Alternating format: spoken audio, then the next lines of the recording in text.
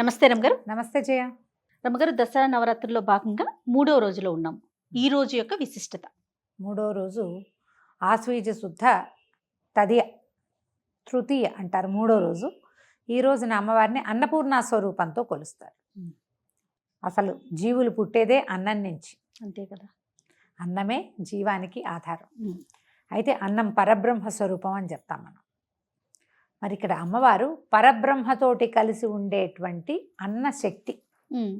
పరబ్రహ్మ భగవంతుడు మనందరినీ సృష్టించాడు. ప్రపంచం మొత్తం, ప్రపంచ శక్తి ఒక స్వరూపం వల్ల వచ్చిందంటే ఆ శక్తి పరమేశ్వరుడు అనుకుందాం. పరమేశ్వరుడే ప్రపంచ శక్తి. ఆ పరమేశ్వరుడి యొక్క చైతన్యమే ఆద్యశక్తి అమ్మవారు, ప్రకృతి మాతగా చెప్పుకుంటాం. ఇప్పుడు అందులో ఒక్కొక్క స్వరూపం ఒక్కొక్క లాంటిది.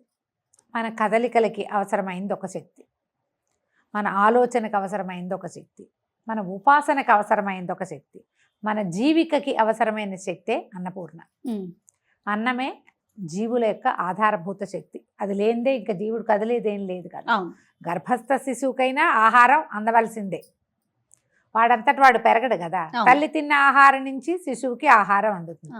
ప్రపంచంలో ఉన్న ప్రతి ప్రాణికి, జీవించి ఉన్న ప్రతి ప్రాణికి, మొక్కలకు కూడా ఏదో ఒక శక్తి ఉంటేనే కదా అది బతికుండేది. జీవశక్తే అన్నపూర్ణ. అయితే ఈ అన్నపూర్ణ దేవికి మనం కట్టుకున్న సంపెంగ రంగు, లేక గంధపు రంగు, గంధపు పసుపు రంగు ఇలాంటి వస్త్రాలు సమర్పిస్తారు. ఈ రోజున అమ్మవారిని ఒక గరిట పుచ్చుకుని కూర్చుని ఉన్నటువంటి స్వరూపంలో చూపిస్తారు.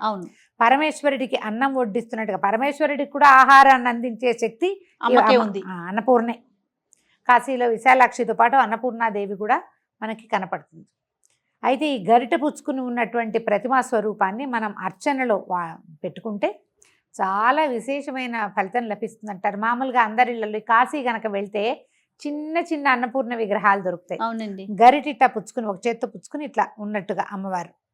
ఈ గరిట ఉన్న ప్రతిమని గనక మనం తెచ్చుకుంటే బియ్య బస్తాలో వేసుకుంటే ఎప్పుడు బియ్యానికి తరుగు ఉండదంటారు. పూజలో మనకు చిన్న చిన్న మండపాలు ఇవి ఉంటాయి కదా, మన సింహాసనాలు. అన్నపూర్ణ తప్పకుండా ఉండాలి. గౌరీ, అన్నపూర్ణ, వినాయకుడు తప్పకుండా ఉండవలసిన వాళ్ళు అన్నమాట. మన ఇంట్లో అన్నానికి లోటు ఉండదు. ఏ వేళకి ఎవరు వచ్చినా మనం ఒక ముద్ద అన్నం పెట్టగలుగుతాం. మనం ఎవరికైనా చేయాలంటే అతిథి అభ్యాగతి సేవ ఏమిటి, వాళ్ళకి డబ్బులు ఇవ్వక్కర్లా, బంగారం ఇవ్వక్కర్లా, భోజనం పెడితే సరిపోతుంది. ఆ పూటకి ఒక ప్రాణికి అవసరమైన ఆహారాన్ని అందించే శక్తి మనకి కలగాలంటే అన్నపూర్ణ ఆరాధన దానికి చాలా ఉపకరిస్తుంది. చాలామంది ఇళ్లలో ఒక ప్రత్యేకమైన విధానాన్ని నేర్పిస్తారు. ఈ కూరలో వాటిలలో ఉప్పు వేసేటప్పుడు ఆ ఉప్పు ఎక్కువ తక్కువ అవ్వకూడదు. ఆ బియ్యం పోసేటప్పుడు పొయ్యి మీద పెడతాం, అన్నం ఏదో వండుతాం, ఇంట్లో వాళ్ళకు ఓ ముద్ద తక్కువ అవ్వకూడదు. ఎప్పుడు ఓ ముద్ద ఎక్కువ మిగలచ్చు. అన్నం పూట అన్నం తక్కువ అయితే ఎట్లా? అందుకని ఏం చెప్తారు, అన్నపూర్ణే సదాపూర్ణే శంకర ప్రాణవల్లభే జ్ఞాన వైరాగ్య సిద్ధ్యర్థం భిక్షాందేహిచ పార్వతి అని ఈ శ్లోకం చెప్పుకుంటూ ఉప్పేస్తే కూర రుచిగా కుదురుతుంది. ఆ అన్నం సరిపోతుంది. చాలామంది ఇళ్లలో వంట పెద్దవాళ్ళు నేర్పించిన వంట విధానం అలవాటు ఉంటే వాళ్ళు నేర్పుతారు ఇది. మనమే వండుకొని యూట్యూబ్ చూసి వండుకున్నాం అనుకోండి, మనలాంటి పెద్దకాయలు ఏం చెప్పరు అలాంటివి. ఇంట్లో మా అమ్మలో, తాతమ్మలో పెద్దవాళ్ళ దగ్గర కూర్చుని వంట నేర్చుకుంటారు కదా, వాళ్ళకి ఈ ప్రత్యేక శ్లోకం తెలుస్తుంది. మీకు ఇప్పటిదాకా తెలియపోతే ఈ శ్లోకాన్ని అలవాటు చేసుకోండి. మనం వేసే ఉప్పు తినేవాడి రుచికి సరిపడా ఉంటుంది. కూర మిగలదు, వృధా కాదు, అలాగని తక్కువ అవ్వదు. అందుకు దానికి ఆధారభూతమైన శక్తి అన్నపూర్ణాదేవి. ఈమెకి లేత రంగు వస్త్రాలు ధరింపజేస్తారు. తర్వాత కొబ్బరన్నం ఒకచోట, తర్వాత పెరుగన్నం ఒకచోట, అల్లపు గారెలు ఒకచోట ఇట్లా నివేదన చేస్తారు. అమ్మవారు కమ్మని ఆహారాన్ని అందిస్తుంది కాబట్టి ఎక్కువ కారం లేని పదార్థాలని అమ్మవారికి అన్నపూర్ణాదేవికి నైవేద్యం పెడతారు. అన్నపూర్ణ వ్యాసుడికే వరం ఇచ్చిన తల్లిగా చెప్తారు. ఒకసారి వ్యాసుడట చాలా మంది శిష్యులతోటి కాశీనగరానికి చేరుకున్నాడు. ఆయనకి భిక్ష లభించలే. ఈయన వ్యాసుడు కానీ అప్పట్లో ఋషులు మునులు వీళ్ళంతా శిష్యులతో వాళ్ళతో వెళ్తే భిక్షాటన చేసేవారు. అదే భిక్ష తీసుకోవటం చాలా సహజమైన విషయంగా ఉండేది. కాశీనగరం అంతా భిక్ష లభించేది. అయితే విఘ్నేశ్వరుడు వ్యాస భగవాను పరీక్షించడం కోసం ఆహారం దొరకనివ్వలేదట. మిట్ట మధ్యాహ్నం దాటిపోయేసరికి, అపరాహ్నం దాటితే ఆకలితో భగభగలాడిపోదు మధ్యాహ్నం ఏదాకా తినకుండా ఉంటే. ఆయన పిచ్చి కోపంతో కాశీనగరాన్నే శపించటానికి పూనుకున్నాడట. వ్యాసుడు. ఆ, ఆహారం అందకపోతే ప్రాణులు ఏమవుతారమ్మా? అదే కదా, విలవెల్లాడిపోతా. కృష్ణద్వైపాయనుడు ఇన్ని అష్టాదశ పురాణాలు రాసినవాడు, భగవంతుని యొక్క అంశావతారంగా చెప్పుకుంటాం మనం. విష్ణుమూర్తి అంశంలో వ్యాసుడు కూడా ఒకటి కదా, ఒక అంశాన్ని చెప్పుకుంటాం మనం. అవునండి. అలాంటి వాడే ఆకలి మంటని అణుచుకోలేకపోయాడు. జీవుడికి ఎంత అవసరం మరి, ఆహారం చాలా అవసరం కదా. అప్పుడు ఆ అన్నపూర్ణ దేవత ఒక పెద్ద ముత్తైదు రూపంలో కనపడి ఆయన్ని శపిస్తున్నటువంటి వ్యాసుని కాశీలో అన్నం పుట్టదు ఇంకా అని శపించాడట. ఈ కాశీకే అన్నం పుట్టదు, కాశీ నాశనం అయిపోతుందని తీసాడు, నోటితోటి అన్నాడు. ఈ జలం తీసేసరికి ఆవిడొచ్చి చేయి పట్టుకున్నా, ఇంత పని చేయకూడదు. అన్నపూర్ణాదేవి ఆవిడొచ్చి పెద్ద ముత్తైదు రూపంలో వచ్చి అదే ఆపి ఆయనకి భోజనం పెట్టి ఆయన్ని శాంతపరిచి, నువ్వు ఇలా శపించబోయావు కాబట్టి నువ్వు రోజు కాశీవాసం నీకు లేదు, ఇంకా వారానికి ఒకరోజే వస్తాడు ఆయన. అలాగని కథ చెప్తారు. ఈ వ్యాసుడికే స్వస్వరూపంతో కనపడి అన్నం పెట్టింది ఆవిడ. ఆమెని ఈ రోజున తలుచుకుంటాం మనం నయానా భయానా చెప్పటం అంటారు. ఎప్పుడైనా వింటాం కదా, భయాన్ని చెప్పడం, కోప్పడతాం. కోప్పడేది ఎప్పుడు వస్తుంది? ముందు బాగా చెప్పాక అప్పుడు ఆ నయాన చెప్పటం ఏంటంటే, అన్నం పెట్టి మంచి మాట చెప్పు. ఇప్పుడు ఎవరికైనా ఒక మంచి మాట చెప్పాలి, వాడి మాట వినడు. పక్కన కూర్చొని అన్నం పెట్టి ఏదైనా తినడానికి ఇచ్చి, కాస్త కాఫీ ఇచ్చి, మంచినీళ్ళు ఇచ్చి, వాళ్ళని శాంతపరిచి ఒక మాట చెప్తే ఈ పెట్టిన చెయ్యి మహాత్యం వల్ల అవతల వాళ్ళు లొంగుతారు. అదే కదా మన లెక్క. అవును చూడు, మనం మొదట అవతారం ఏం చెప్పాం? బాలా త్రిపుర సుందరి చిన్నపిల్లగా కనపడింది. తర్వాత పంచముఖిగా శాంత స్వరూపంతో నన్ను ఉపాసించు, నీకు వరం ఇస్తానని చెప్పింది. మూడోది అన్నం పెట్టి చెప్తోంది. మూడో స్వరూపంలో భోజనం పెట్టి, నాయనా హాయిగా తిను, కడుపు నిండా ఎందుకు వచ్చిన గొడవ, సర్దుకుని ఉండమని చెప్పడానికి ప్రయత్నం చేసింది. అప్పుడు కూడా వాళ్ళు వినలేదు రాక్షసులు.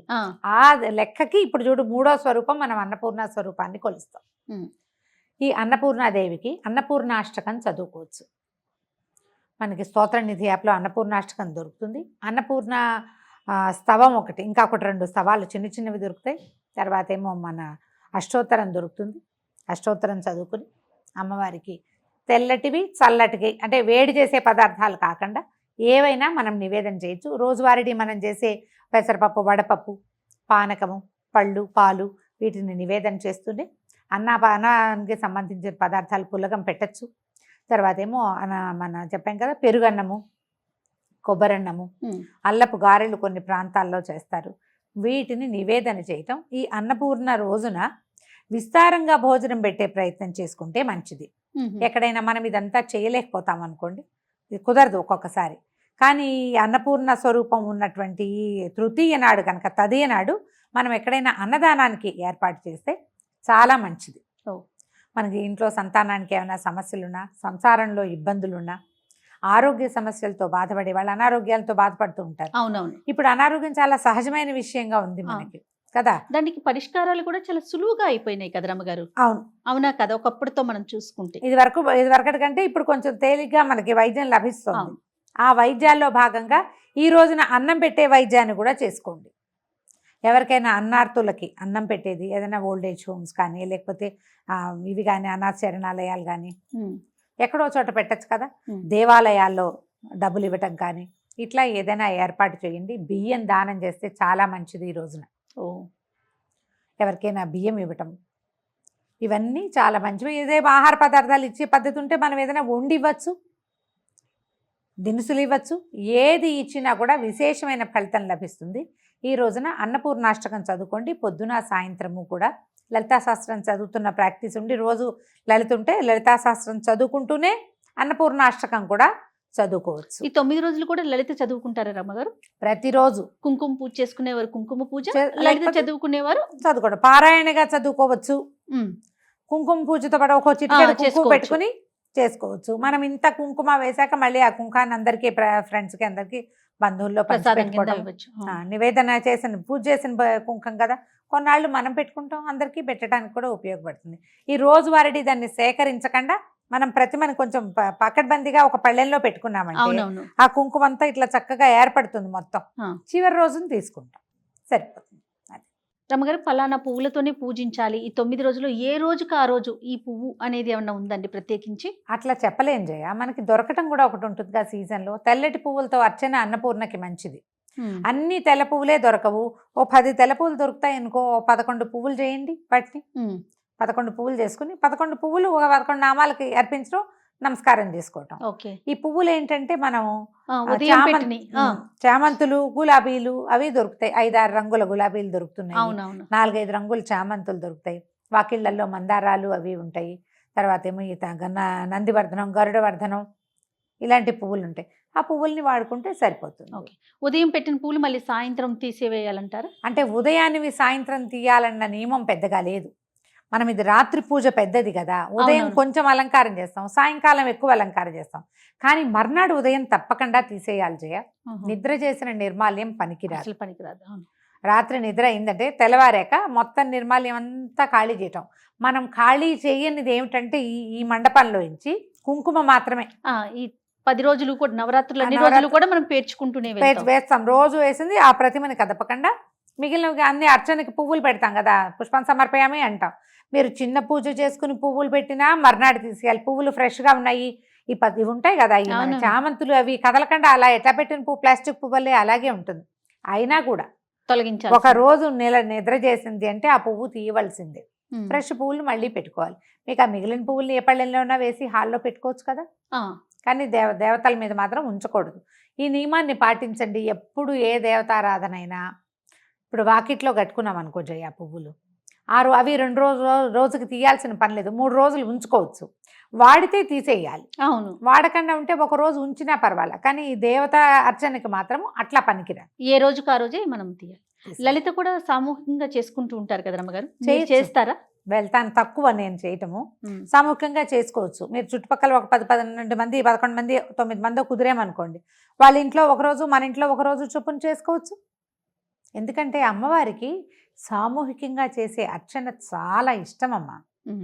లలిత పారాయణ చేయటం, ఎక్కువ మంది సువాసినులు అందరూ కూర్చొని చదవటము, అవన్నీ ఆవిడకి చాలా ప్రీతిదాయకమని చెప్తారు. ఆమెను సంతోషపెట్టడమే కదా ఇప్పుడు మనం చేయవలసింది.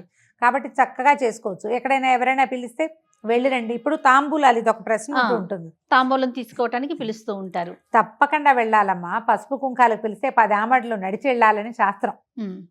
బొట్టు పసుపు తీసుకోవడానికి రండి అంటే వీళ్ళ ఇంటికి ఏం వెళ్తానులే, ఇప్పుడు ఏం వెళ్తానులే అనుకోకూడదు. ఇలాంటి భావాలు ఉండకూడదు.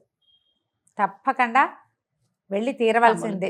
తాంబూలానికి పిలిస్తే వెళ్ళాలి. బొట్టు పెట్టించుకుంటుంది కానీ రండి అంటే పెట్టించుకోవాలి. అవకాశం ఉంటే మాత్రం వెళ్ళి తీరాల్సిందే. సాధారణంగా వెళ్ళవలసిందే. నీకేదో విపత్కర పరిస్థితులు, ఏ కాలో బెణికింది, ఏ చెయ్యో ఇదైంది, వెళ్ళలేని దుష్కరమైన పరిస్థితి వస్తే మానండి. కానీ ఏం వెళ్తానులే అని మాత్రం మానద్దు. ఈ రోజుల్లో అస్సలు మానకూడదు. మన ఇంటికి ఎవరన్నా వచ్చినా తాంబూలం ఇవ్వాలి. మనల్ని ఎవరు పిలిచినా కూడా మనం వెళ్ళి తాంబూలం తెచ్చుకోవాలి. వాళ్ళ ఇంట్లో ఏదో అష్టోత్తరం చేస్తున్నారు, అంత సమయం లేదండి, నేను మా ఇంట్లో కూడా పూజ ఉంది అంటే వెళ్ళి కనపడి బొట్టు తీసుకుని రండి. కానీ ప్రతి పండుగ కూడా ఒక రోజు మాట్లాడుకుంటాం, 2 రోజులు 3 రోజులు.